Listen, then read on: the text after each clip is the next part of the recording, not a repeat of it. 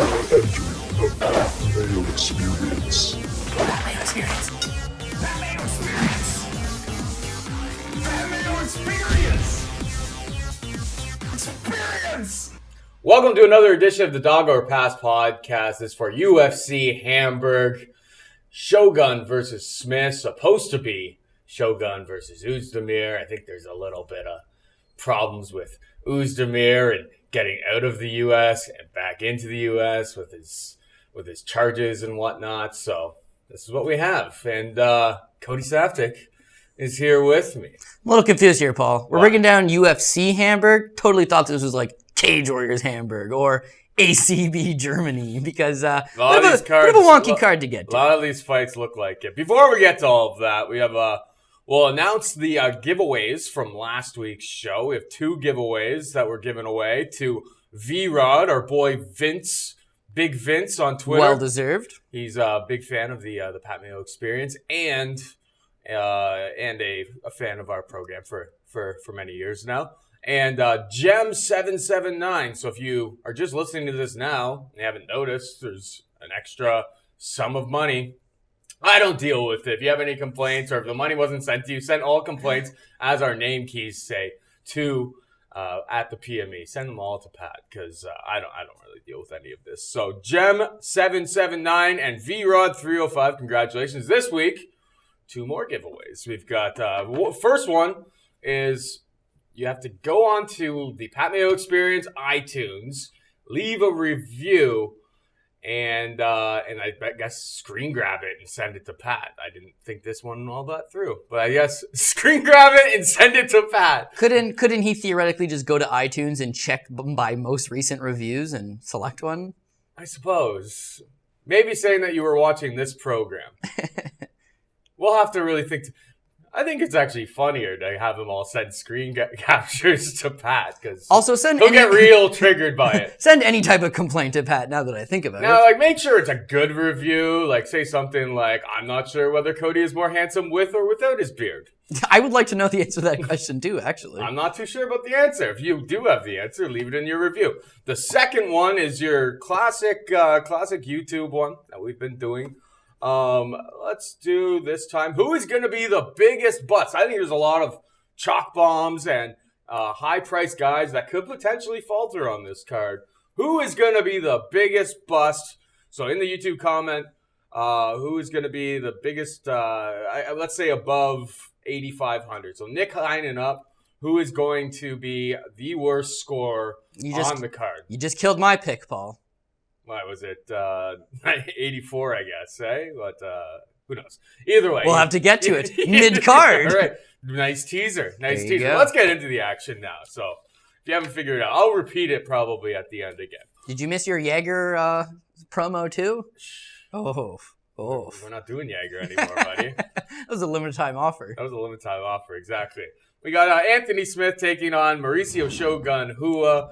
Anthony Smith is 8,700 on DraftKings and a minus 210 favorite. Mauricio Shogun Hua 7,500 plus 175. Who you got, Cody? Yeah, listen, if you're playing DraftKings, you're going to play multiple lineups. You're looking for guys that are cheap plays that could go out there and get that knockout. Then yeah, absolutely. Shogun's a guy that's been around the block multiple times around. He's known for his aggressive style. He's known for his knockout abilities. The fact is he hasn't really fought in a long time, but still 3-fight winning streak in 2018 for Shogun. Kind of crazy to think about. And the way this guy fights, he is shop-worn at this point. He ain't the guy he used to be. He ain't that pride superstar, young 26-year-old stomping on people's heads. But he's still an aggressive striker. He's lived by the sword, died by the sword. Unfortunately for him, he can die equally. I'm actually going to pick Anthony Smith here on the straight up. As far as minus 210 goes, I don't know that I trust it. He's in on short notice here. He's in a 5-round fight. He's coming off the win over Rashad Evans. This fight is not going 5 rounds. But this is presumably a very big spot for him, headlining his first card, fighting a guy that, has got a lot of experience over him, a guy that's been to the top of the mountain, whereas Anthony Smith is, I'm not going to call him a journeyman. I'm not going to call him a gatekeeper because the fact of the matter is, dude, this guy's getting better. He almost seems to be a little better every fight. I think that there's some merit to him. For the minus 210, the straight money line, I'm not feeling it. I just think there's too many variables that Shogun's not going to go there with a lethargic game plan and try to outpoint this guy like you alluded to. It's probably not going to go 5. When Anthony Smith struggles is when guys come at him early, right? He doesn't have the greatest chin out there. He has been knocked down in the past. You can get to this guy. You just got to be aggressive with him. The last time we really see him expose, I guess, is a Thiago Santos type fighter. Big guy, stands in the pocket, throws heat, hit this guy, hurt this guy, capitalize and take advantage. But there's no denying that Shogun's A, been on a long layoff, B, 36 years old, ain't the same guy that he used to be. And C, one thing I find very interesting is the fact that we're putting Anthony Smith in a situation where it's 5 rounds, and whereas he hasn't really been in those waters yet, I feel like this guy could succeed there. Because if you look at his fights with, say, Andrew Sanchez, Wins a lot of them in the third he's round. down 2 rounds against Sanchez, and he comes back and he knocks him out in the third. And then he fights Hector Lombard. He's down 2 rounds going to the third, and then he knocks out Hector Lombard. And then, obviously, with Rashad Evans, it was a bit of a quicker start, knocks him out in less than a minute. But I think it shows that this guy is dynamic with his finishing abilities. He's got a decent ground game. He's an opportunistic grappler. He can try to submit you. I don't think submitting Shogun's going to be an option on the table, but use that length, use that reach, use that, your skill set to your advantage. And just, it's probably going to be 2 guys that meet in the middle of the cage and throw down. But Anthony Smith's probably got a better gas tank than Shogun does. If he just tries to play it smart the early couple rounds, I feel like he's going to find a path to victory over a guy like Shogun. 8,700, it is expensive enough. We generally like targeting headliners. We think they have a good chance of winning. He's got both the chance to get the finish as well as a chance to potentially just rack up a copious amount of points over the course of the 25 minutes. But either way, he doesn't look like a bad play. 8,700 is a tad expensive, but what you're getting is a guy that has potentially the ability to score over 100 points. So this is a very close fight. As far as the minus 210 plus 175, I can see a pass on that from my own perspective. But in terms of DraftKings, if you're feeling Shogun, 7,500 is a great price. And if you're feeling Anthony Smith, you could probably still fit that 8,700. So my personal pick, I'm going to go with Anthony Smith. But again, I realize that this is probably a close fight and the short notice could hurt him. Yeah, just to kind of piggyback off of that, I kind of am leaning Mauricio Shogun Hua just based on the value. I think this is a good fight to target on DraftKings if you're making multiple lineups to have a little bit of both sides, to be perfectly honest, because I think the winner, 5-round fight, unless it's an absolute stinker and both of these guys do nothing. Like, Very it's hard to not imagine. really in either one of their nature. I know Shogun's had a little bit, some more slow-paced fights as he's kind of evolved and gotten older, essentially, as he's gotten a little bit less dynamic in his approach. That's very true. He's had some slower fights, but those are 3-round fights. And those are 3-round fights, and he's having a slow, trepid pace. Like, he's got a bad knees, man. He's had knee issues for a long time now. Sure. But just the 7,500, I think the winner of this fight could very likely end up on a big lineup. I don't know if it's the best cash move whatsoever, but Mauricio Shogun Hua, if he wins, like 80 points is not out of the realm of possibility here. He's on a 3-fight win streak, and I hate it for, like, I don't want to bet Mauricio Shogun Hua at plus 175, but I see merits to both of these guys on DraftKings. Subtle lean. Like, in our Tout Master pool, I'll probably pick Mauricio Shogun Hua. You're going to go Shogun, Let it be known I'm doing really bad in the Tout Master pool this year. Let's move on down the card. We have Glover Teixeira taking on Corey Overtime Anderson. Glover Teixeira is 8,600 on DraftKings and a minus 160 favorite. Corey Anderson is 7,600 plus 140. Glover is, I think we've got Glover pretty figured out at this point. If your game plan is to go in against Glover Teixeira and try to take him down, he's going to shook your takedowns away, and he's going to blast you. Unless you have a really bad ground game. Then he'll take you down and then look for a submission. If you want to beat him, you got to be good on the feet. Power and puncher. you knock that guy out. You be an Gotta be a Anthony power Rumble Johnson. And basically, I guess he went the distance with John Jones. But John Jones is more technical on the feet. It's like, if you want to be Glover, you got to be better on the feet. And Glover is good on the feet. Yeah, he's very It's good. like, this looks very much... I know Corey Anderson has a much better gas tank than Shurkinov, but it didn't take Glover Teixeira very long to do what he had to do. We called it right here on this podcast. We knew about that was going to happen. This looks very similar to me. I know Anderson is improving and so on and so forth, and he's got a long frame, long limbs, but I think he's going to be trying to go in for those takedowns. Maybe he's got better takedowns, but playing that takedown game against Glover gets you knocked out, and I think that's what happens in this fight. Okay, so typically when I pick Corey Anderson, it's like a 50-50. Either he uses his wrestling and gets the fight to the ground, where I expect him to dominate, and he generally does, or he at some point fails on a takedown, gets hit with something, and then crumples over. Guy's chin's not that great. That's not the kind of thing that's going to get better as time goes by. So this is a super dangerous matchup against a guy like Glover Teixeira, who, as we talked about, man, he's super well-rounded. Like, first of all, he's a BJJ black belt, and whereas he doesn't stand out with the best grapplers in the division, it's like he can more than hold his own in the grappling department. His wrestling's pretty solid. We've seen him go out there and wrestle guys that are in the top 5, guys in the top 10, have some success. If you're a little bit lacking in the wrestling department, like you said, he'll just use it as a path to victory. But the guy's bread and butter has typically been his striking. I mean, forever. He's got a clad iron jaw. Like, he can take a punch.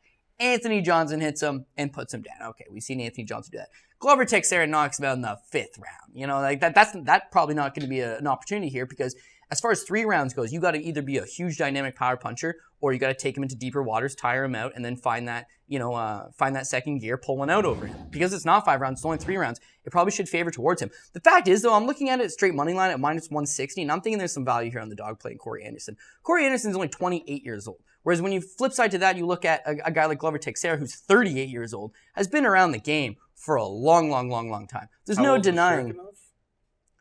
Shirkinov, yeah, okay, fair enough. But the thing with Shirkinov is, and we point this out in many of his fights, is that he's super robotic striking, right? His wrestling, not all that great. The thing is, he's a bona fide BJJ black belt. He's one of the guys that you classify as one of the best grapplers in the UFC. So if he goes and he takes down some putts, he's going to beat them. And in fact, when you look at his record, outside of the Nikita Krylov fight, which he did face a little bit of adversity, he generally fights the lowest level guys.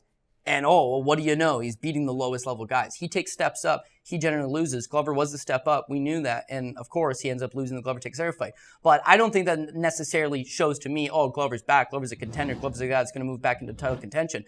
I think he's got the skills to knock out Corey Anderson. I agree with you in a lot of your assessment in that if he stuffs a couple of these takedowns, he keeps the fight standing. If this is going to be a striking battle, then at some point he's going to land something. He's going to box him up, or at some point he's going to land that big power shot. And with Corey Anderson, you don't know if it's going to happen in round 1. You don't know if it's going to happen in round 3. But if you hit this guy, he will go on wobbly legs. We've seen him get finished in the 3rd round by Jean Vellante. We've seen him get finished a lot quicker than that. Jimmy Manuwa, you know what I mean? The guy maybe can't take the best shot, but I'm honestly sold in his ability to just go out there and wrestle guys and grind guys. The fact that he's training with Mark Henry, the fact that he's training with a wealth of great guys out of New York, sure, his striking's getting better. I don't mind his hands. I think he's got quick hands. I think he's got a decent jab. I think he throws some decent combinations. It's a work in progress. I think he gets a little bit better every time, but I do not want this guy to fall in love with his striking and as a result try to go out there and box up guys like Glover Teixeira where they're going to hit you at some point, you're going to fold over. What he's got to do is do the exact same thing he did against Pat Cummins. I had him in that fight. A lot of people were going Pat Cummins, saying basically how, Cummins is just a much better wrestler. You know, if you look at the credentials on paper, Cummins is a better wrestler than Corey Anderson, so Corey Anderson won't be able to wrestle him, and then it's going to be a striking battle, and, we know that Corey Anderson can't take a punch. But, dude, the guy can grind. You talk about Overtime Anderson. Fuck Overtime Anderson. This is Beast in 25-8 Corey Anderson. He got that nickname because he can grind with the best of them, and he's got a fantastic gas tank. And whereas he gave up on that nickname, Cody. Wow, whatever. I'm keeping the nickname. He had the most ridiculous nickname in the MMA, and he gave up on the gimmick. Yeah, He's a quitter. Well, there's one thing he doesn't do is quit unless he's unconscious, which tends to happen that he could potentially go unconscious. But honestly, I'm just going to go with the youthful guy, plus 140, dog money, $7,600. If he beats Glover, you know what he's going to do. When this guy scores big, man, scored pretty good against Pat Cummins, he scored huge against Sean O'Connell. Yeah, he scored 135 points in that fight. He can get multiple takedowns. And he has a high pace, and it's kind of like a Colby Covington type of style, where it's just constant grind, you get back up. Colby's got a good chin. Khabib's got a good chin. Tatiana Suarez has got a good chin. I think the this difference is a between him matchup to be doing that, though. I don't think it's going to work against Glover. But we'll find out on Sunday afternoon. Yeah, that's fair. You know what? I think, just to quickly, we'll move on to the next fight. I think a lot of the reason I'm going against Shogun, going against Glover. You hate old people. No, because I'm actually going to take Vitor Miranda in the next fight. But yeah, man. I mean, they're aged Brazilians going on foreign soil here, You only hate old people. Oh, Miranda's Brazilian. And he's 40, so yeah. My greasy theory is out the window. Shogun is one of my all-time favorite fighters. Benjamin Franklin is my favorite all-time person, and so let's make some money and fade Shogun. And in this case with Glover Teixeira, yeah, 100% he could knock out Corey Anderson. I'm not going to be all over Corey Anderson, but I see some merit at that dog money that he's just going to go out there with the game plan of grind this guy. If he does get the fight to the ground, his ground and pound it's not hellacious like power-wise, but lots of volume. Like he will just work you. He's great with ground transitions, and Glover's good enough on the ground that he's probably going to get back up. And Corey Anderson could hopefully rinse and repeat, take him back down. Don't get clipped for God's sakes. And I'm going to go with Beast in 25-8, not overtime. And I'll be loading up on Glover in that spot. We got Abu Azaitar taking on Vitor Miranda. Azaitar is 8,800 on DraftKings on -190 favorite. Miranda, 7,400 plus 165. Cody likes Miranda. Tell us why. Okay, well, you can't just fade all three aged Brazilian guys just on the concept of aged Brazilians. Like, you got to look at the matchup. You got to look at the style. You got to kind of look at the analytics a little bit. And this is more of like a half-gut feeling that one of these schlubs is going to pull off the victory. And I feel like Vitor Miranda has got a shot. My reasoning there was with Azaitar. Azaitar, I've watched him for a long time. I honestly thought that this guy was the shit. He was a very, very tough, durable German fighter, had fought some decent level of competition, fought for World Series of Fighting. Now, this is where it kind of got wonky. He comes into World Series of Fighting, and you know what's set up here. Okay, Ali Abdelaziz manages this guy. He's going to get some real favorable matchups. He's going to be fine. Okay, no problem. Takes on his first fight. Doesn't look good in the slightest bit. Again, he's taking on low-level opponents. Didn't particularly look good in his first fight. Took on Michael Arantes in his second fight. Same thing, dude. Just didn't look really good. So now you squeak by with a couple of decision victories. Didn't look particularly well. Take 2 years off. Now you're coming back to fighting, essentially, in the UFC. They're in Germany. They kind of need that German guy. I feel like he's one of the guys that hasn't necessarily earned his way to the UFC. He has a decent looking record. He is a very strong, I feel like he's a decent enough wrestler, strong guy, decent striking, doesn't tie everything well together. But in his last 2 fights, to me, it showed here's a step up in competition, take on a couple North American guys, and didn't look overly great. The big thing there is that both of those fights took place at 170 pounds. So now you're making your UFC debut. There's going to be the bright lights. There's going to be the jitters, hopefully, because I'm not picking him. And you're moving up to 185 pounds from 170 pounds. The thing with Vitor Miranda is this dude used to fight at 205 pounds. This guy fought Antonio Carlos Jr. in the finals of yeah, I get it. Neither guy was heavyweights. But all the same, like, he has fought large men in his career. When he was fighting K1 professionally, he was fighting at 205 pounds. He's fought some bigger guys. So he's the guy that's fought as high as heavyweight, but is generally a light heavyweight, who looks okay at middleweight. But the way to beat him is don't stand with the guy, take him down. I think people have figured that out. You can take down Vitor Miranda. He is not particularly that good on the ground. At 40 years old, he's not making a whole bunch of improvements. He's not getting all that better on the ground. But if you want to stand with him, guy's still pretty dynamic, got a nasty head kick, got some good finishing abilities, senses the finish, goes for it, has had some success. The thing with Azaitar is going to rely on taking this guy down in order to beating him. And I don't know that the former welterweight is going to be able to just take down the former light heavyweight with ease. So if that size difference and that strength difference proves to be an advantage for Vitor Miranda, and he can keep this fight standing, Azaitar is not a world beater. He has not looked good against mid-level competition his last 2 fights, and to boot, he's taken a nearly 2-year break off from fighting. So you don't know what you're getting out of him. And if he goes out there, tries for the takedowns, doesn't get them, tires himself out trying to get the takedowns because of the ring rust, then he's going to be a sitting target for Vitor Miranda. Vitor Miranda is $7,400 on DraftKings. If you're looking for a punt play, you're looking for a guy that's going to be very cheap, but at least has the potential to go out there and score big. Azaitar's a guy that's been knocked out. Azaitar's a guy that quit after round 1 before, fought 5 minutes and then decided, no mas, I don't want to go out there for round 2. So can Vitor Miranda pull out one last trick into the bag? Potentially. Shogun's got to pull one out. Glover's got to pull one out. Vitor's got to pull one out. I'm obviously betting against Shogun. I'm going against Glover Teixeira ever so slightly. I feel like Vitor Miranda is going to be my aged Brazilian that's going to hit the board here. So we'll see what happens. He's obviously priced properly. A lot of it is the value that you're getting out of him that makes him so, luring. But hey, he could potentially be a lucrative play and pay off well. We got Marcin Tybura taking on Stefan Struve. Tybura is 9,000 on DraftKings, -240 favorite. Stefan Struve, 7,200 plus 7,200 and plus 200 respectively. This fight can probably go like a couple ways in my mind. Definitely could go many ways. And both guys are teetering on untrustworthy. And the thing is, we look at it. We got 68 fantasy points per fight and 71 fantasy points per fight. 61. Tybura had that, or 61.1 for Struve. Tybura had that head kick knockout of Pesta, and I feel Super like ever since then, we've just been waiting. We saw that ability. That's pretty. It's a nasty head kick. It's pretty authentic for a heavyweight to Yeah. be able to do something like that.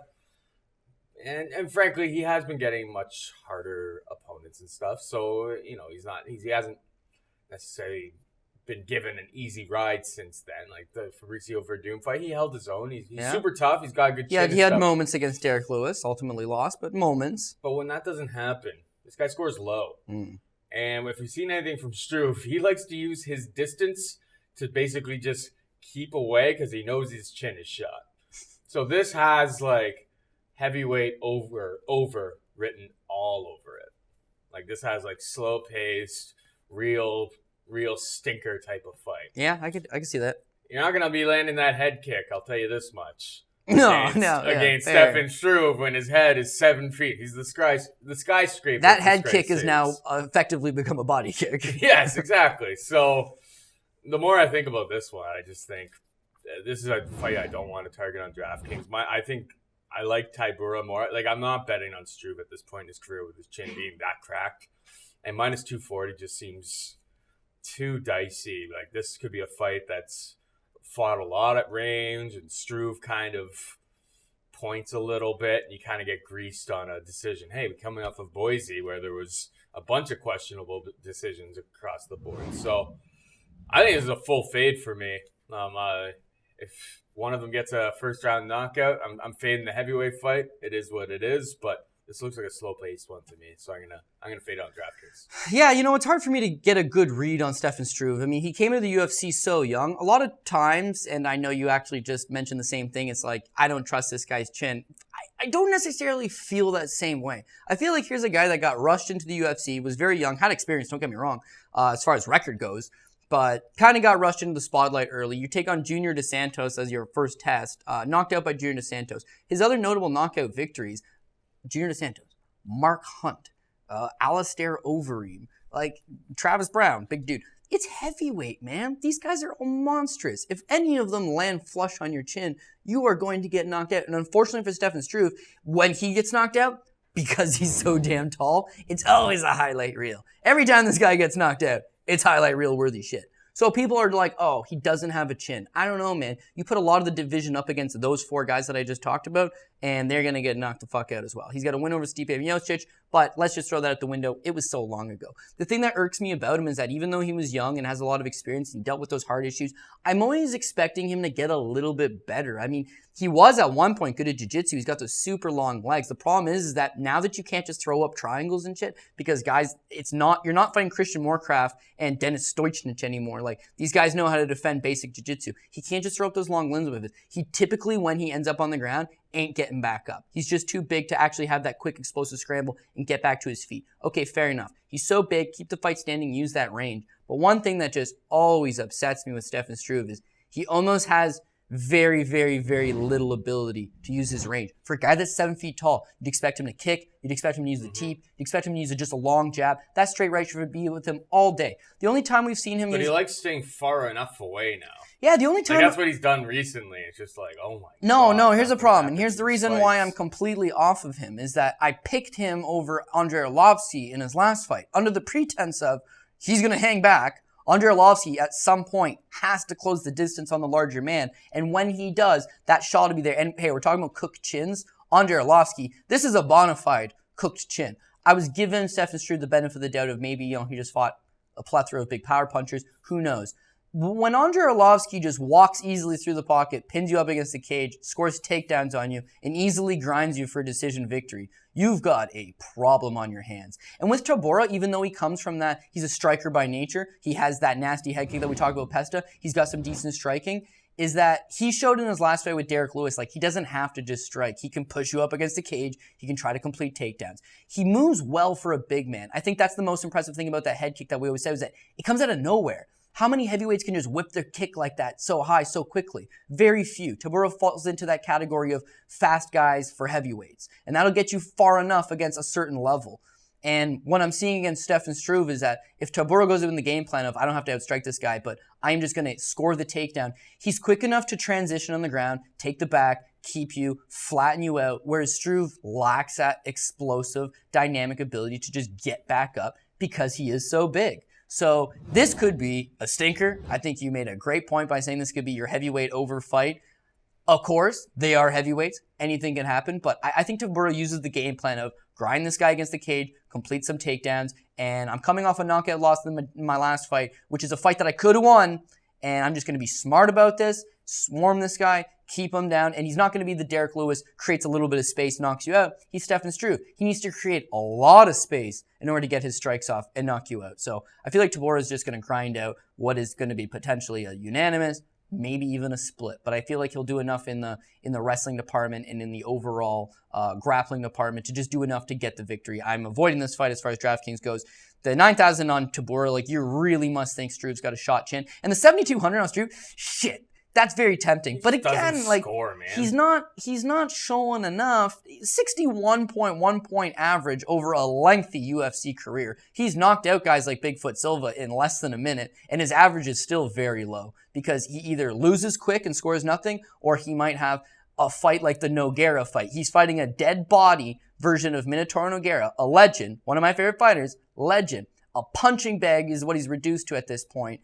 And Stefan Struve just has no ability to turn it on him. Like, either it's too much respect or just this kid maybe wasn't as good as anybody thought he was supposed to be. But either or, I'm off the bandwagon, assuming I was ever really on it.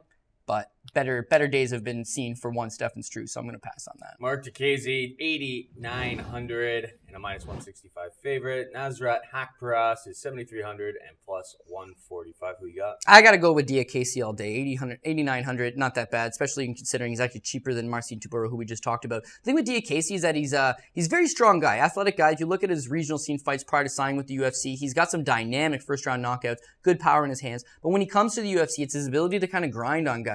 A lot of the time you think of British fighters, British prospects, and it's like, yeah, can these guys grind? Can these guys go out and take guys down? But you're starting to see, the Leon Edwards of the world. Of course, he didn't do that at Cerrone, but you're seeing that, hey, these guys can grind average to lower level talent. They can use that wrestling. And that's one thing with Diakiese, is that he's actually a strong guy. The problem is that in his last two fights, he's just kind of drawn bad matchup, so to speak. I mean, his last fight against Dan Hooker, dude, how good has Dan Hooker been right now? Like, he's on fire. And prior to that, his fight with Drakkar Klose, it's like, Drakkar Klose is just one of those grindy guys, too. He's going to try to do your game plan to you, did it a little more effectively, and ended up winning over Diakiese. Now you're Diakiese. You had never lost before. You've just suffered your first two losses. One's a decision, whatever. It's easy to get over. The other one, okay, I just got submitted in the third round by Dan Hooker. He needs a bounce-back performance. He needs a big bounce-back performance. And the thing with Nasrat is that in his fight with Marcin Held, he didn't really show much ability to stuff the takedown. Marcin Held is a fantastic grappler, but not really the best wrestler. And so when you're getting to these exchanges where you're getting taken down by Held, even Held start to shit the bed by the end of that fight, and Nasrat wasn't really able to capitalize. And I just feel like he's probably an exciting striker. He's a dynamic enough guy. He'll throw that knee, but all the same, like, if you're going to go out there with the game plan of out-muscle this guy, out-strength this guy, take this guy down, it's going to work. Mark Diakiese is going to do that. I feel like he's going to score multiple takedowns. Can he get the finish potentially? I feel like it's going to be a 3-round route where he'll just score multiple takedowns throughout. The 8,900, I can justify that if I'm going to get 5-6 takedowns out of Mark Diakiese. And when he's on the ground, hopefully he's not just resting. Hopefully he tacks on some ground and pound, maybe some ground transitions. I think he gets the victory. The minus 165 ain't that bad either. I really feel like, yes, it sucks that you got to go to somebody's hometown, so to speak. You got to fight the German fighter in Germany. I would hate to get fucked on a split decision, or I would hate to get screwed on a decision, especially when you look at a card like last week where it's like there's no rhyme or reason to the screw jobs. They just do happen. That makes me worry with Diakiese, but the fact that he's on a 2-fight losing streak, if you want to get cut from the UFC, like, maybe this is a loser goes home matchup. I get that Nasrat's just 0-1 in the UFC. Diakiese's at least had a little bit of success, but has lost his last two. But the urgency's got to be there, and I feel like Diakiese will secure those takedowns and get the win. You think he's going to be going for takedowns? I kind of pictured this as Nasrat kind of pressuring, and Diakiese maybe catching him. Diakiese we've seen with, his best highlights there. Just he's got big power. Big power, but just very dynamic. Yep. I can't even remember off the top of my head the fight where the spinning kick. He's a very dynamic fighter. Yeah, so you can't remember it either, obviously. I don't know, man. Haqparast was looking pretty swole. He's looking pretty swole on Instagram, on the gram. On the gram. Posted some pictures, so we'll see. We'll see if the hype is still real on Mark Diakiese in this fight. Well, who you picking? DraftKings perspective, Nasrat is more appealing. Do you think Diakiese, I need a first or second round knockout. I didn't really see the takedowns as being Diakiese. I think if you look back at Nasrat's last fight, especially if the coaching staff, and you look at it and you think, okay, here's the blueprint here. Marcin Hell has no chin, and he cannot really strike. He's a okay striker, but he ain't a great striker by no stretch of the imagination, right? This guy has a very it's one dimension, his game plan. Go out there, get takedowns, try to go for a leg potentially, and just try to basically ground you, submit you if I can. But you're going to trust in Mark Diakiese to get takedowns. Yeah, I think I am, yeah. He's even though, like you're saying, Nasrat's looking swole, man. Maybe that's his game plan. Okay, I got to put on a little bit of muscle, keep this fight standing. But if he is bigger, and if he is swole, then Diakiese's going to be the faster guy. He's way more athletic. He's definitely going to be more faster athletic. I just did not think takedowns were not ever in my mindset about this. Maybe I'm wrong. Maybe I'm reading it wrong. Either way, Nasrat's mine. I don't think I'm going to have any Diakiese at 8,900. You really need him to get a first or second round finish. Yep, fair. And I'm just not. I don't see it myself. So. Haqparast is the ever so slight pick for me. We got Danny Roberts taking on David Zawada. Danny Roberts is 9,400 and minus 360 favorite. Zawada is 6,800 and plus 300. Who do you have? Yeah, well, I mean, Danny Roberts has traditionally been my boy. But geez, he's been letting me down in the UFC. And we're gonna have to talk about Jeremy Kimball later on this card. I got a lot of boys. And typically lower level getting starched in the UFC, and it appears that Danny Roberts has just very mixed success, man. When he's on, he's a very sharp technical striker, lacks a little bit of power, but a guy that goes out there, he's accurate, he's sharp. His jiu-jitsu game's not all that bad. We've seen him pick up big wins over guys like Nate Coy via triangle choke. His entire time on the British regional scene, knocking out Judo Jimmy Wallhead. I'm sold on him. Was training with the Black Zillions, now he's at Hard Knocks 365. Danny Roberts should train with a good environment, young enough guy, he's going to make some improvements. But he comes in the UFC and very much he's just one of those guys, almost like a Bobby Nash. The skill's there, but when the fire starts to get hot and you get chin checked, he ain't passing these tests at all. That Nordine Taleb fight, I mean, that hook basically freezes him up on the cage. The head kick's just for good measure. I don't know, man. I can't really buy into him. The thing is, he's a huge favorite here on DraftKings at 9,400 and a big, big favorite at minus 360. I would like to say, yeah, he's even the more bigger. He was minus 425 as of Tuesday. But here's the problem with him, right? If you look at as far as paper goes, he's probably more technical than Zawada. He's probably better in a lot of areas than Zawada is. But Zawada, if anything, has a little bit of power. He wants to strike. He wants to land those shots. His last fight with KSW, a spectacular knockout. He's got the skills to go out there and hit you and hurt you. And with Danny Roberts, it's just he's untrustworthy because you don't know if at any point he's going to get clipped, he's going to get hurt. His fight with Mike Perry, I mean, when you look how Mike Perry's losing fights, I guess the Felder fight was a bit of an anomaly there because Felder is more technical than him. But Felder's short notice going up a weight class. But the way to beat Mike Perry is that he's a brute with very little technique, especially at the time. He's still training in Southern Florida. You can beat this guy just based on technique, and he'll just try to outgrit you. When Danny Roberts, he's faster than Mike Perry. He's sharper than Mike Perry. Mike Perry just took his best shots and came back and gave him one in return. And he wasn't able to deal with that. And, the knockout that he sustains in that fight is vicious. So I'm almost very much kind of off the Danny Roberts train here. I kind of don't really want anything to do with him. I just don't trust him. The thing with Zawada is, maybe he's one-dimensional in the fact that he just wants to try to knock you out, but that's a legitimate path to victory against a guy like Danny Roberts. I'm personally passing, but $6,800 on DraftKings. If you're playing a big GPP, at least the potential is there. At least the possibility is there. And Danny Roberts is 50-50. When he's on, he's not bad. When he's on, he's actually not bad. But I can't trust him enough. And listen, this is a mid-card UFC offering, which very either unknown talent or washed up talent. A lot of shit could and will happen on this card. And I think Zawada winning by knockout is not the craziest thing I have ever heard in my life. So I feel like there's some value on him for sure for 6,800. The plus 300, probably the same thing, but I don't know, man. I got a gut feeling. I feel like if I finally go against Danny Roberts, it's going to be the time that Danny Roberts shows up. But it's very inconsistent with him, so it's hard to gauge. Definitely hard to put money on him, which is why I have no interest in that. No. Not laying chalk like that. He was getting ready for Alan Jouban, which was obviously a tougher fight. But it's tough to lay minus 360 against I don't know if Zawada is UFC level, but He's a short notice German fighter. That's why he's there. Of course. But it's tough to lay that much on Danny Roberts at this point. My last point on that is a lot of time people will be like, oh, dude, this guy's on short notice. But like in this case, I almost feel like that goes against Danny Roberts as much as it does against Zawada. Because in Danny Roberts' case, it's like you're preparing for Alan Jouban, who moves a certain way, who strikes a certain way. You put all your time and effort into breaking down fights on Alan Jouban, studying Alan Jouban, getting ready for Alan Jouban. Now you get Zawada, it's like, well, what does he do? He's just going to try to knock the fuck out. It's like, okay, fine. You try to train with that. You try to make your adjustments. But once the fight starts, like, it's anybody's game. And again, I mean, he's actually the hometown German guy in Germany. But I don't think this one's going the distance. We got Nick Hein taking on Damir Hadzovic. We got Nick Hein as at 8,500 on DraftKings and minus 160 on the betting line. Hadzovic is 7,700 plus 140. And Nick Hein historically just as a DraftKings play has just not been a high scorer. 47.17 points. And, like, he's won fights in there. And Danzovic has a knockout victory, Paul, and he's got 25 points on average. Because he usually gets his ass kicked all the time until he lands that. No, it happened one time. Generally, he just gets his ass kicked. Held, right? Yeah. And we got, like, Nick Hein is basically a really, really slow-paced fighter he's got good judo. He's like a black belt in judo originally. Yeah. Sergeant Nick Hein. He's a good personality.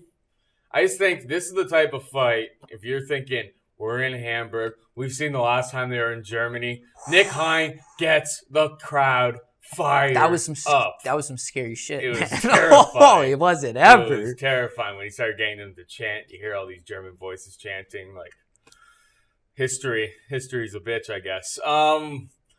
At the end of the day, it's not easy to want a roster. Like, Nick Hein is my preferred play. If you are going to play something on DraftKings, I think he wins a decision here. I think ideally, he would go to some takedowns, use that judo. He's a pretty strong guy, and control Hadzovic. Hadzovic's kind of a one-trick pony. It's like what he's good at is just like explosive knockout types of strikes and techniques. That's if Nick Hein takes him down, he negates pretty much everything that Hadzovic can do to him. I don't know if he can hold him down. Ideally, he'd do that. I don't know if I can trust Nick Hein. Nick Hein finds a way to get every single fight becomes a close fight. I think this is a type of fight that maybe you could play like Hein in cash because he's got a great chin. He's very durable. He's probably going the distance. 8,500 won't kill you. The upside just isn't there for me. I think Nick Hein as a bet is not too bad at minus 160, but that's where I stand on this fight. The minus 160 I like. The cash game play at 8,500 because I feel like he's a little bit on the safer side. I also like, but again, it's going to come back to game plan here. He's going to have a good game plan. The thing with Damir Hadzovic is he's essentially won about 30 seconds worth of action in his 7 rounds of UFC. I mean, having to take on Maribek Taysom on your debut, dude, you get a free pass. Let's not even ever talk about that ever again. You got blasted. It was going to happen. Don't even worry about it. The held fight, though, I mean, there's no denying he's easily down 2 rounds prior to just landing a well-timed knee on a Marcin held massive screw-up where he decides to roll for an ankle despite being up 2 rounds, and you're able to capitalize on him. Fair enough. But his last fight against Alan Patrick, the biggest problem there is that you knew Alan Patrick was going to try to take you down, of course. And you probably knew, I'm not really that good at stuff and takedowns, so I want to keep this fight standing.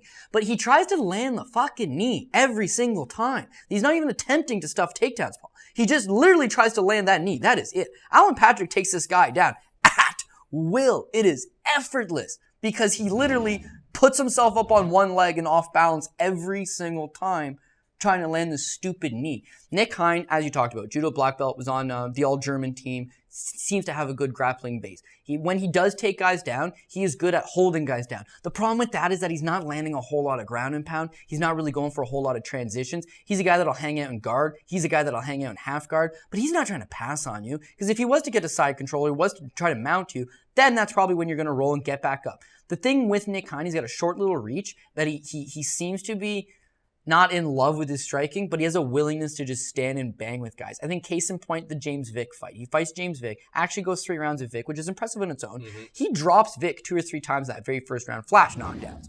Every time he knocks down James Vick is so fast back on his feet, in his face going. But think about that for a second. You're a judo black belt, a guy that is a grappler, and you have a short little reach on you. You're taking on James Vick, who is a very tall, former professional boxer. But the game plan wasn't take James Vick down and hold him down. The game plan was you thought you were going to knock him out. Makes very little sense. And he starts to get tired. Vick starts to find his range. And it's obviously a James Vick fight. With Nick Hein, I think when you see him at his best, it's hard to even say he was really all that good. He didn't look, I mean, his win over Drew Dober, like now we're going back a while ago. And again, like he's beating lower level guys. He doesn't really go get that finish. I honestly thought in his last fight, okay, here's a fight that he can keep the fight standing because of that judo base. And maybe he's just going to be the ever so slightly better striker. But when you're taking on a former ADCC competitor, the second the fight hit the ground, he was out of it. He gets submitted, takes very little damage. And I think that's why we're seeing the quick turnaround. I mean, Nick Hein's a guy that already put in a full camp, gets this call on a couple months' notice to jump back into the UFC because they're in Germany, because they need someone to get fired up and get the crowd going. I get why he's on this card, but I feel like they're thinking, okay, let's give him a favorable matchup here. And if I'm Nick Hein, even though I just got submitted, I'm not thinking, oh, geez, I don't really want to go back to the ground. No, this is the kind of guy that you do want to go to the ground Demir to. isn't going to do shit to you down there. Demir's going to try to time a knee on you. But the thing is, Alan Patrick and Marcin Held, those guys dip low to shoot doubles, right? In Marcin Held's case, he wants to try to get a low ankle pick. He wants to get a single leg. He wants to wrap up on you. The knee to the face is there. It worked. With Alan Patrick, very explosive, athletic guy, he wants to dip low. He wants to blast and run right through you with the blast double leg. He gets very low. Nick Hein is a judo guy. He don't dip low to get the takedown. He's probably just going to try to clinch you up against the cage and peel you to the ground. The one thing that gets me here is I'm saying how safe he is. Minus 160, I like him. 8,500, I like him. He's not going to score a whole lot, in my opinion. He's going to be a low-scoring guy, so do not play him on a GPP, I would think. And the other thing is that I don't think he's got the highest ring IQ. I think he really goes out there and just kind of goes with the flow. If the game plan is take this guy down multiple times, that's the way to beat him. Nick Hein matches up with him perfectly. But if he goes out there and he wants to test his striking a little bit, this is a better matchup for Hadzovic because Alan Patrick wasn't going to do that, and Marcin Held wasn't going to do that, and Miranda Taysimov was just too damn good. But you give me an average guy that just wants to stand with me, maybe I can get my game working a little bit. Maybe I can use some of that explosive motion. Maybe I can land a couple knees while I'm standing. Maybe I can land some right hands. Who knows? I'm not fully sold on Nick Hein and his ability to stick to the proper game plan. And for there, he does seem a little bit risky to me. But the 160 is just too tempting in Germany. Worst case scenario, hopefully, it's a stinker of a fight that's close. Hadzovic maybe did enough standing, and they just give it to Nick Hein. So I think he's got a secondary out, even if he doesn't stick to the game plan. Just survive. Smell and he's that? generally decent. Smell that? Smells like sauerkraut, baby. Absolutely. Home cooking. That one has potential home cooking written all He's over. a sergeant in the army. Yep. They love this guy. Moving on down the card, we got Bartosz Fabinski taking on Emil Weber Meek. Emil Meek is 8,400 on DraftKings, minus 165 favorite. Bartosz Fabinski, 7,800 plus 145. Bartosz Fabinski, you were talking about how you weren't sold on, you were saying that you weren't sold on Hadzovic in the last fight. I'm not sold on this guy. You get wins over Hector Urbina and Gareth McClellan. Hey, you score 110 points per fight. You're doing what you got to do against those guys. But I haven't seen anything special from these guys. Those two guys are in the Paul Shaughnessy worst fighter of all time Hall of Fame. Gareth McClellan, Hector Urbina. Those guys were like the beginning of all, like maybe not even the beginning, but like those guys have been crucial moments. They're like the saints, the patron saints of the Paul Shaughnessy Worst Fighter in the UFC award. Yeah. I was going to say... Like he's got a great manager. That's what he's got. Fabinski's the only guy to compete against two Paul Shaughnessy Worst Fighters in the UFC. And of course, because they were the worst fighter in the UFC, he got the victory. But no, I hear you. Dude. I think Emil Meek is completely, perfectly serviceable. The guy's strong, aggressive, fan-friendly.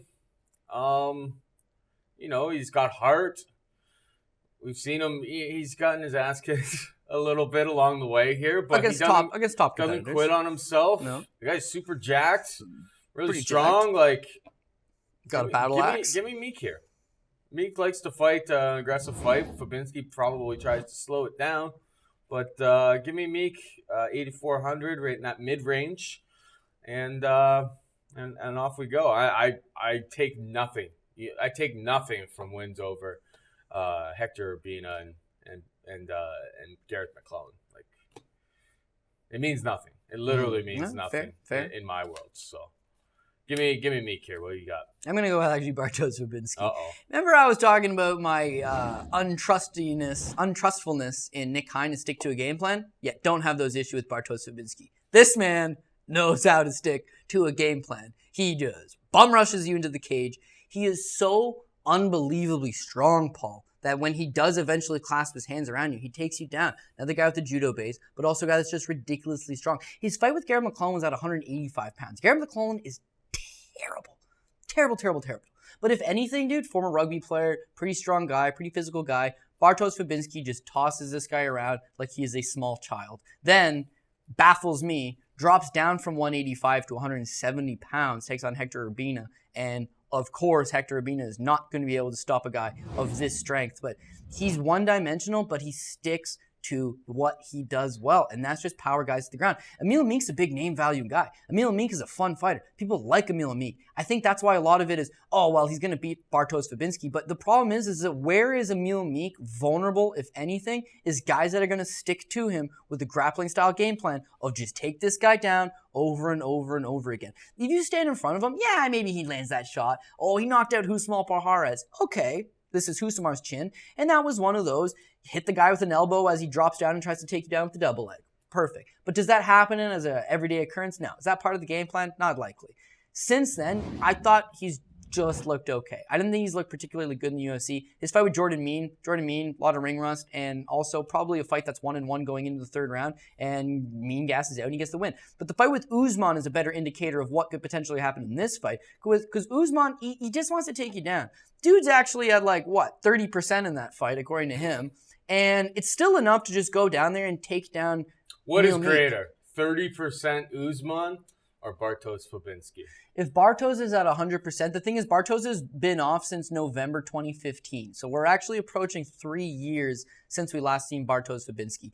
There's an entire possibility that maybe he was juicing before and he's not anymore. I don't know. Maybe there's an injury there that we're not really hearing about that's going to hinder him. I don't know. Maybe he's just not quite the same guy as he was 3 years ago and the game's changed a little bit. I don't know. But what I am looking at is the fact that at a plus 145 in the betting line and $7,800, Fabinski is a multiple takedown kind of guy. If we can see the graphic again, as you mentioned, you look at the fact that he scores on average a high amount of points, 110 points. Those aren't early finishes, Paul. Those are 3-round drubbings where he takes a guy down 10 times. And the thing with Meek, he's going to decision against fair, and he'll go to Hector decision. Urbina and Gareth McClellan. He'll go to Sweet. decision. He'll go to decision here too. Because Meek's a durable guy and Meek is a physical guy. But if he can complete the takedowns and Meek's just going to get back up and he just gets the takedown and he gets back up, that's a recipe for high scoring. For 7,800, I think he's got a high ceiling. He might get starched out and score me nothing. Cody loves because of the Bartosz 3-year. Fabinski. Dude, if you watch this guy fight, he's got the kind of style to give people problems. So I'm going to go with him. All right, fair enough. We got Narimani taking on Khalid Taha. I don't know if that's how you pronounce it, but it's more fun to say Close it enough? that way. I think it is. Narimani is 9,100 and a minus 265 favorite. Khalid Taha is 7,100 and plus 225. Who you got? I'm going to go with Narimani. Sorry. I'm actually somewhat high in this guy. I thought he was a pretty serviceable guy in Cage Warriors. Obviously lost his first attempt at the Cage Warriors title, ends up coming back, beats Paddy Pimblett.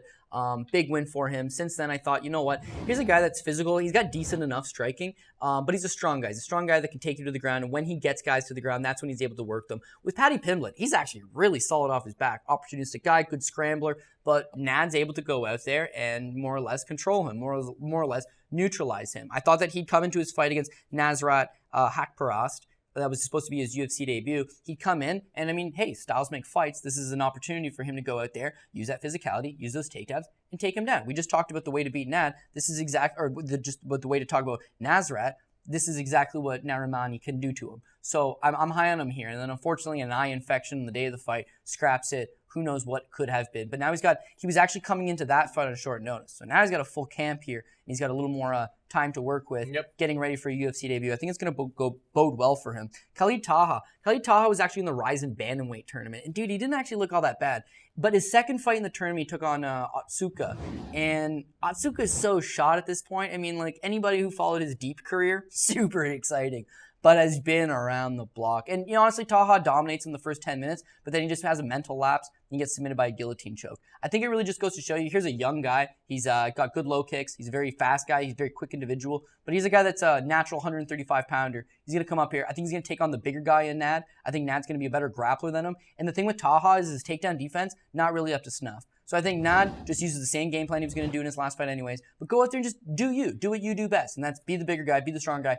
If he doesn't go for the takedowns immediately, I think this fight's kind of comparable standing. But I think Narimani's going to get the victory. The 9100 is the only thing that really kind of sets me off on it because I would need a finish or I would need just a rout. And I don't know that I necessarily see it. There's better options on this card for equal the amount of money or, well, close to, I should say, comparable amounts of money. So I feel like I'm going to spend it in other ways. But as far as my straight pick goes, I think that this should be Nat's fight to get the victory. Again, though, I think pretty much everyone is on board. But with if this is a terrible home cooking decision type of card, the fights that are going to go to decision, and this could very well be one, and Nick Hines could very well be one, those are the ones you kind of got to watch a little bit, right? Because you never know what's going to happen once it physically gets to the scorecards, especially if they're largely grappling contests. And I would expect this one to be another grappling contest. We got Justin Ledet taking on Alexander Rakic. Ledet is 8,300 on DraftKings, a minus 125 favorite. Rakic is 7,900 and a plus 105. Yeah, Ledet coming down from heavyweight. Last fight, weighed in at 246 pounds, I want to say. And you could kind of look at his frame and be like, well, he's got a little bit of something there. He's got a little bit of something there. He's also like 6'4". Like, he's a pretty big dude. Yeah, but like you could tell by his frame. Yeah, it's yeah, just like, fair. I think this guy can lose that amount of weight and get down to the weight. 40 pounds. When you look at people in the UFC. Potentially, if I don't know. I'm not saying it's going to be easy for this guy to get down. I think... No, it could be.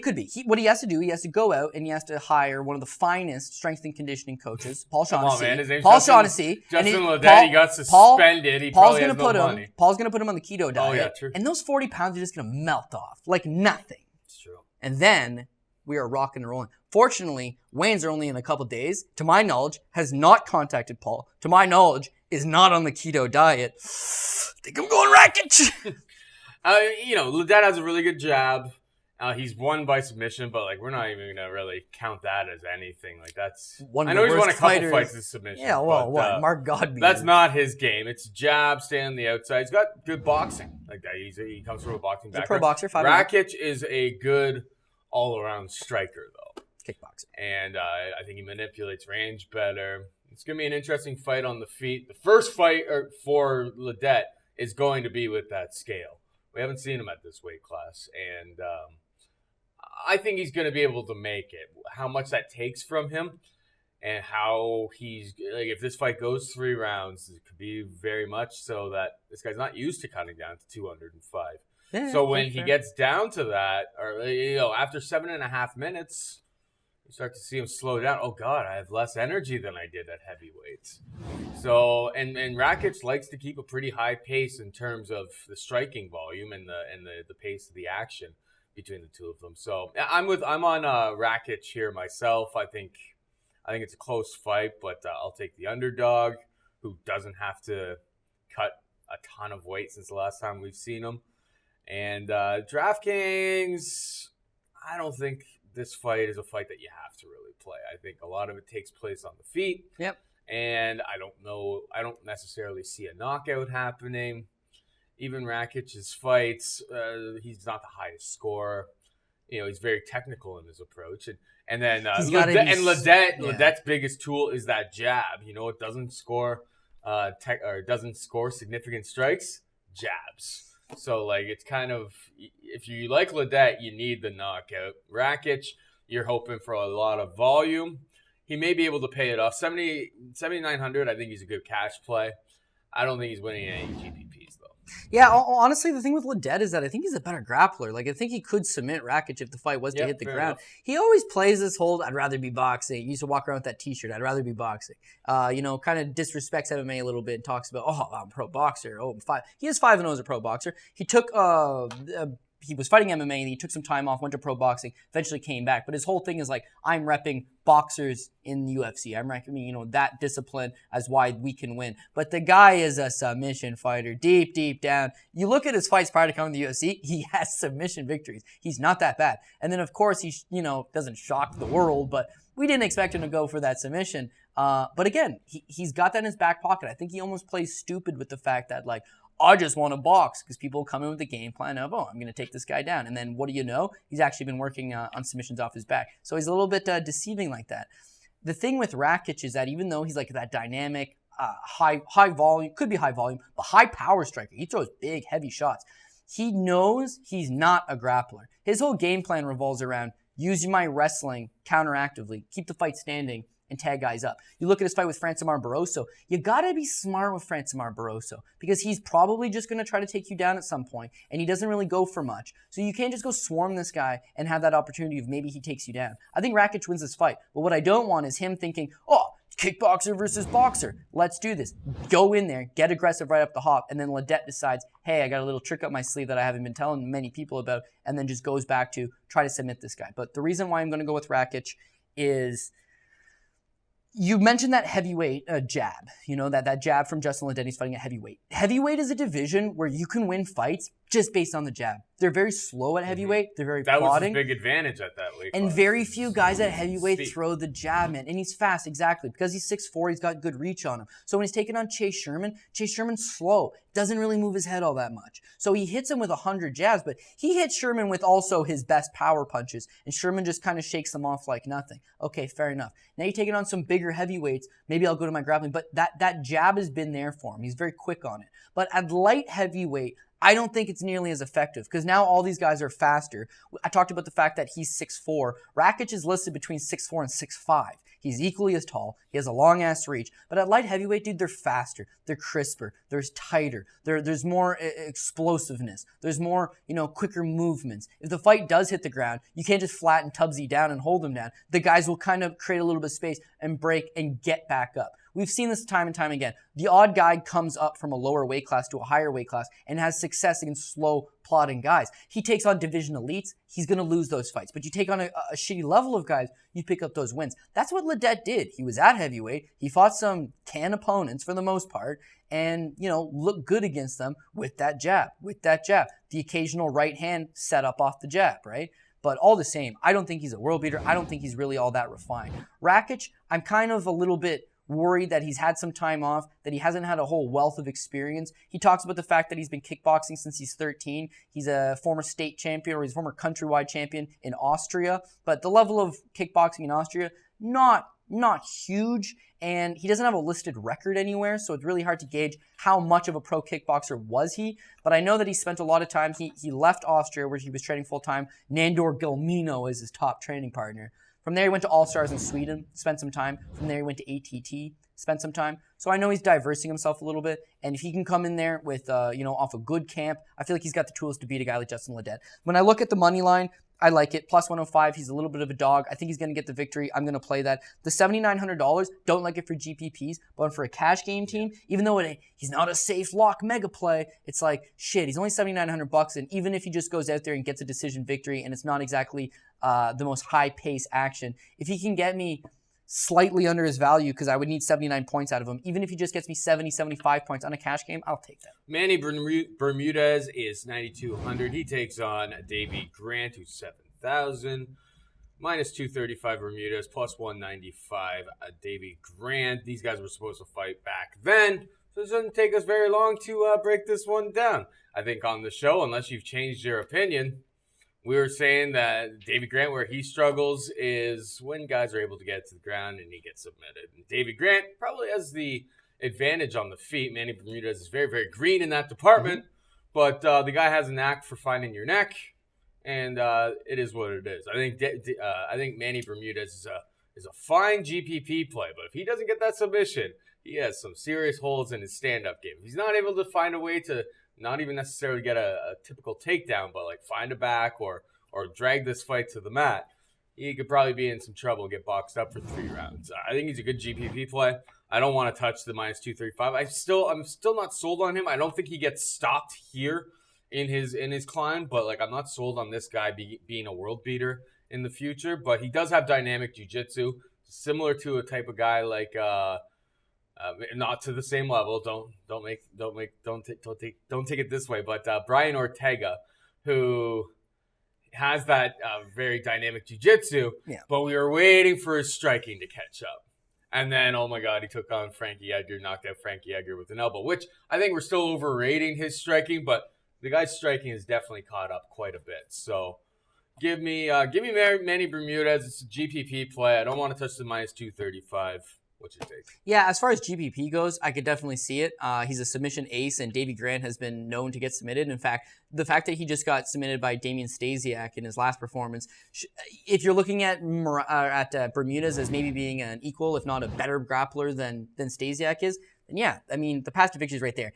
But dude, I don't know. I'm getting this gut feeling that it's a trap. Trap I don't want no part of. Minus 235, that's pretty big. The $9,200, you're very much assuming that he's going to get a first round finish. The thing with Davey Grant, I'm not feeling is it's hard to get a good read on Davey Grant. He's had 3 fights in the UFC in 5 years. So you don't really get enough to see, oh, is he that bad of a grappler? The fight with Stasiak, he got submitted. It was the 3rd round. Okay, he got caught. I didn't think he looked all that bad in that fight, but getting in a caught with a pretty rudimentary armbar like that definitely does not do much to, get your hopes up. And then losing the fight on the Ultimate Fighter finale against Chris Holdsworth. Chris Holdsworth's a Mark Lehman black belt, so I don't really care about that.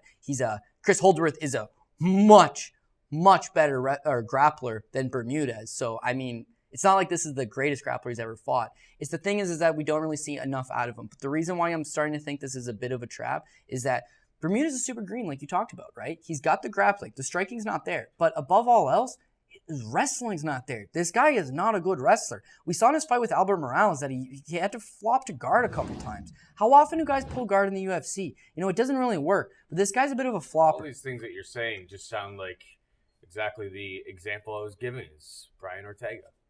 Doesn't have good wrestling. Finds a way. I don't think he's at the same level by Brian any means. Ortega doesn't pull guard. Brian Ortega goes at you with his strikes and then causes you to be like, I'm going to take him down. And when he takes you down, then you make him pay. But again, Brian Ortega is a black belt, right? He's a guy that's had a lot of success. He's a guy that trains with Henry Gracie and the best guys. This guy's out of like South Boston. With poor man's Brian Ortega. The last season of the Ultimate Fighter that just wrapped up, that Mike Trezano fight. Everyone's picking against Mike Trezano, being like, oh, well, they're out of the same gym. And that guy finished all of his fights by first round submission on the show. He's an opportunistic grappler. He runs into a guy that stuffs a couple takedowns and doesn't fall victim to the submissions, and there is no plan B for him. His plan A is his plan B. Get that submission, right? When you watch him against Albert Morales, there's a lot of moments where you're like, shit, this kid's done. The thing is that Morales got really tired because of all of the grappling. Yeah. My thing with Davey Grant is that Davey Grant has a decent enough gas tank. I think you were picking Manny Bermudez on the last time. Yeah. You know how this went for you last card, Tony, when you flip-flopped.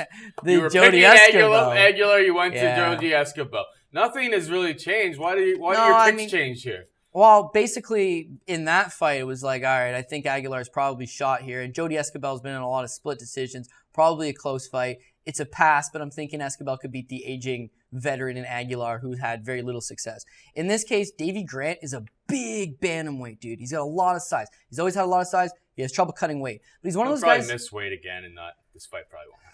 Well, he's got the type of size that I think Bermudez is going to struggle taking him down, right? If Bermudez doesn't have the wrestling to get him on the ground, then it's going to stay standing. If he tries to pull guard and Davey Grant knows, I don't want to grapple with this guy. Everyone keeps telling me how bad my grappling is.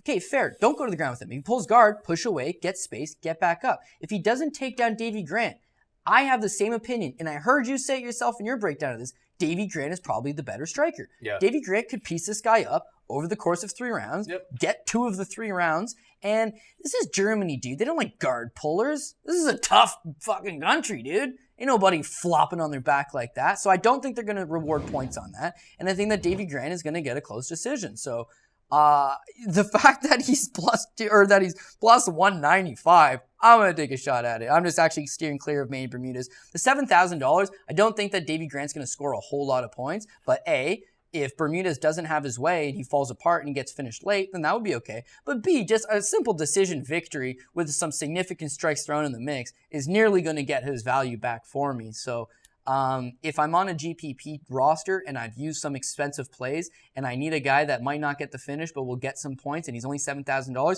I would go with him. If I'm going for the big GPP, I want to win the entire thing. Zawada at 6,800 is probably the only better play that you can do because he has that ability to get that finish. But Davey Grant to me is a little bit more on the safer side and he's a good price.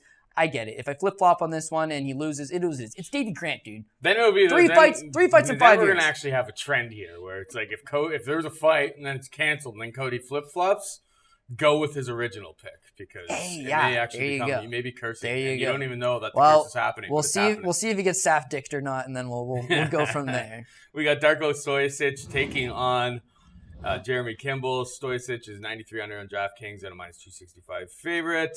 Kimball is 6,900 and plus 225. You love Kimball. You've always been the Kimball truther here. Yeah, I'm 1 and 2 on Kimball picks in the UFC. Are you picking him here? No, I gotta avoid him here. I mean, it's pretty much just a style clash more than anything. The thing with Jeremy Kimball is, yes, I've been a big fan of Jeremy Kimball's for a long time, but he's like, you're talking about body types and Justin Ledet and like, this guy could probably drop down. I feel the exact same with Kimball. Kimball used to fight at 185 pounds. I offered Kimball a fight one time at 205 pounds. His coach, the wild man, Thomas Denny, who's no longer with him, but Thomas Denny comes back and says, no way is Jeremy Kimball fighting at 205 pounds. He's a middleweight. Here, take Jeremy Oshim instead because Jeremy Kimball should not be fighting at 205. Jeremy Kimball splits with Thomas Denny and goes to 205 and does not look particularly good at 205. He's a lifelong martial artist. His dad's a former MMA coach. He got into fighting at, he would start training him 7 years old. He's a decent enough striker. He's got an awesome little question mark kick. He's athletic for a big guy, probably because he's one of those, similar to Justin Ledet, a smaller weight class guy that's fighting bigger dudes. He's going to have that speed. He's going to have a little more athleticism than your typical big man. But he's going into these spots and he's getting just blown out of the water. The Rogerio de Lima fight, okay, you know what? Maybe he slipped a little bit. Regardless, he ate one hell of a punch to the dome. Goes down, gets finished, very quickly. Okay, fair enough. We have him to beat Josh Stansberry. He gets to win over Stansberry. I think he's righting the ship a little bit. And then in his last fight, I mean, Dominic Reyes has proven to actually be a pretty decent level of opponent, but he submits him in like a minute. So those are cases of Jeremy Kimball not being able to make it past a couple rounds. If you look at his record, he does not go to decision very often. He either finishes you. Is he getting smashed here? There's a good chance he gets smashed because the thing with Stoisic is that he used to fight at heavyweight. His last fight he weighed in at 230 pounds. Yeah. So he's coming down to 205, which he's going to be. Because he's only like 6 foot, and he's one of Crow Cop's training partners. I think that's why I'm kind of high up. Comes from a judo base though. He's not necessarily like a strike first kind of guy. He's a bit of a grappler, but him coming down to 205, he's going to be huge. And Kimball being at 205 is not a big 205. No. So the path to victory, I'm not going to completely write off Jeremy Kimball. The path to victory for Kimball is get out of the first couple rounds, and this guy's a meat truck. He will tire. He will slow. He's gone to decision a couple times, but like. His Dion Starring, that's his big win. He had a majority fucking decision win over Dion Starring 2 fights ago. Woof. This is a guy that you might have to have a look on. We don't know how he's going to make 205, Paul. It's going to take a lot out of him because he's a big dude, right? At least he's got a lot of muscle mass. So we don't know how the weight cut's going to go for him. We don't know that he can really fight beyond a couple rounds. That all doesn't bode well. The thing with Kimball is he doesn't fight over a couple rounds either. And finally, this one hurt me a lot. I have an inside guy at the MMA lab. Kimball was spending a little bit of time in the MMA lab. And I'd talk to my guy, I'd be like, who's down at the lab? And this guy was nut hugging everybody. Oh, Benson Henderson looks so good in the gym. Oh, Joe Riggs is there. Joe Riggs is looking good. This guy's even telling me Yeltsin Meza is in awesome shape, ready to go. Drakkar Klose is good to go. Jeremy Kimball? Jeremy Kimball is lazy, barely shows up, is fat and out of shape, doesn't have the skills. That's my inside read on him. I say, fuck that, I'm going to take him. And he has not really looked all that good. His thing now is that he's bouncing from gym to gym. He had left Thomas Denny's in Colorado, went to the MMA lab, left the MMA lab, and now he's been bouncing around between another spot in Colorado. He went to Tiger Muay Thai, and then he decided to go to the Performance Institute in Las Vegas for the UFC, spent 2 weeks in the UFC at like Syndicate, and then went back to Colorado to finish up his camp. Like, makes no sense to me. I think he's a gym hopper. I don't think he's super dedicated. He's not exactly a guy that fits that division. If he's a little more disciplined, he'd be an okay middleweight. I like him. I'm going to support him. If he wins, I'm going to jump up and high five my buddies. But I think that it's time to stop betting on Jeremy Kimball. So I'm going to go Stoisic. I don't think there was ever a time to be betting. Yeah. The 9,300 I'm not feeling, but considering how Kimball loses at the UFC level, probably a good play. Not an athlete, and everybody else is a better athlete. But 9,300 is the second most expensive play on the card, and I'm not going to play. Finally, we got Damian Stasiak as 8,200 taking on Ping Wong Lu, who is 8,000. Both guys minus 110, straight pick 'em. Ping Wong Lu, I believe, is training at Team Alpha Male right now with our boy Yadong Song. Yadong Song. Or Song Yadong, who had a brilliant performance, really, at that Singapore card, I believe it was. He looked good. He looked really good. Yeah, that was way better, young guy. And I think these guys are making massive improvements. Obviously, coming over stateside, training at Team Alpha Male has done wonders for them. I don't know if this guy's the same. It's really hard finding tape on this guy. I've seen a little bit, and he looks like he moved, but it's like the last time with Song Yadong. I was picking him, but it was kind of more on the narrative of maybe he's made some improvements type of things from the tape that you've seen. I'm gonna go with if you're at Team Alpha Male, these two guys probably, I don't know how many Chinese guys there are over there. Probably hanging out a lot, probably doing a lot of their training together day in, day out, because they really only understand each other. From what I saw, he looked pretty good, pretty athletic. Looked like you get in and out of the pocket, deliver hard strikes, hard overhand, right? There's really not much tape on this guy. Young guy as well. Give me the underdog on DraftKings here. The line or the betting lines kind of dictate that this fight, the books do not see it going the distance. So I think it's either Damian Stasiak gets this fight to the ground, finds a neck, submits the inexperienced Lu, or he gets knocked out. So I'll go with the knockout on the side of Lu. Who do you got? Yeah, I thought I'd be able to get some dog money on Lu, and that was very tempting for me, is that I feel like it's so hard to get a range on a lot of these guys that are coming out of China, because a lot of them, they have mediocre-looking records. They haven't really fought a whole lot of guys of note, but they go out there and they show you off something. I think you nailed it with Song's last fight. It's Felipe Aranches has been around the block. He's a veteran. He's a BJJ black belt. He's got some Muay Thai, or he's a brown belt, sorry. He's got some Muay Thai base. Felipe Aranches is not that bad, but you see these young, out of nowhere, he was 20 years old, Chinese kids go out there and run rickshaw on them. It's whoa, where did this come from? I didn't really expect that. That's the thing with Lu. Lu apparently lost his first 4 pro fights, although I got him at being 1-3-1 at some point. All the same, he kind of just slowly makes improvements. In 2013, he quits fighting, takes all 2014 off.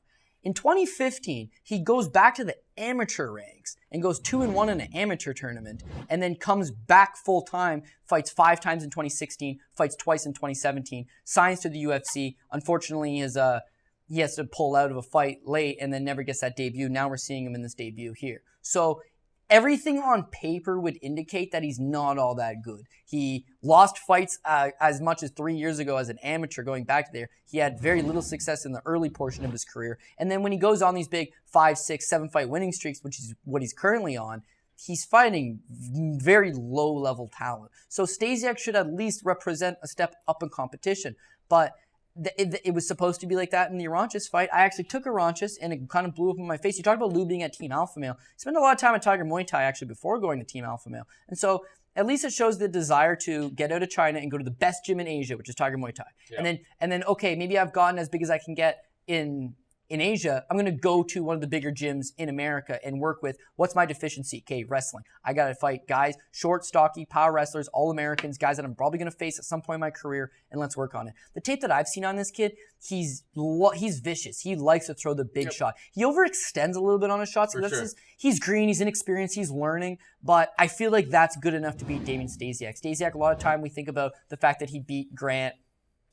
He beat Davey Grant. We think about, hey, this guy's not that bad on the ground. Hey, this guy went 3 rounds with Pedro Munoz. So at least he's got something there. But he's actually a karate black belt. That's his go-to should be. He's only a purple belt in BJJ, and I'm not super big on his grappling chops. I feel like if he doesn't get the fight to the ground, it's going to be a striking battle, and that's where Lou can take over. The definitive reason why I'm going to go with Lou is just looking back at Stasiak's last fight with Brian Kelleher. Brian Kelleher is actually a pretty tough dude, and Brian Kelleher is most definitely better than Lou. But Brian Kelleher is aggressive in the pocket, marches opponents down, puts strikes on them, and I feel like Lou will do the same thing. Stasiak doesn't deal well when he's moving off his back foot. Despite being a karate-based guy, he's not really good at counterpunching. He's not good at dealing with hot pressure fighters coming at him. And Lou's the kind of guy that's young enough that he's going to go out there, he's going to swing some shots. The money line is -110, could go either way. I'm sort of favoring Lou, but honestly, this is a fight that should not really be touched in terms of you could put this on a Bellator card and it'd be buried on the prelims. You could put this on ACB. You could put this on ONE FC. It would likely be the curtain jerker on the main card. This is a low-level fight. So if you think you have a read on either one guy, maybe Lou's a lot better than you thought he was and you took Stasiak. Maybe Lou's actually shit and you just don't know yet and you took him. Like, you don't know, man. So I'm taking Lou. That is going to be my pick. Sure. The $8,000 on DraftKings, I could see rostering him in certain spots because he could score big. The -110, I mean, it's a coin flip of a fight. Maybe I have ever so slight action on it, but for the most part, like, probably just a clear pass here. So to quickly recap the giveaways. Always got to do now that. that Pat Mayo is actually in the house. Maybe I'm doing this right. Maybe I'm doing this wrong. First off, you got to leave a nice review. Now, Mayo, how are you going to go about finding that review? Do you want people sending you screen grabs? No, I can look at them. That's what I figured he would do. Just leave look your at the DK comment. handle in the iTunes review? Yeah.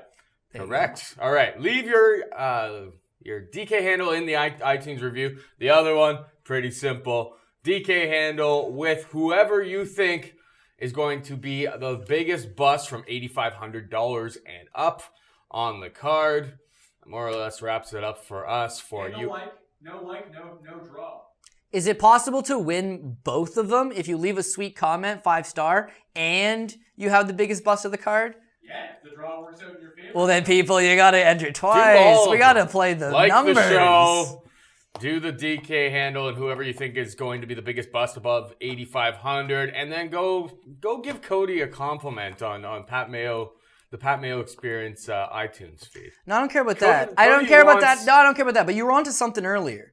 Do I look better with the beard or without the beard? That's all that matters. Okay, so that's generally all for us this week. Hope you enjoyed the show. Want to thank Cody Saftic for breaking down all the fights with me. Want to thank Chad Dow for doing all the sweet cuts behind the cameras there. For both those guys, I'm Paul Shaughnessy saying goodbye and good luck. Mayo experience! Experience!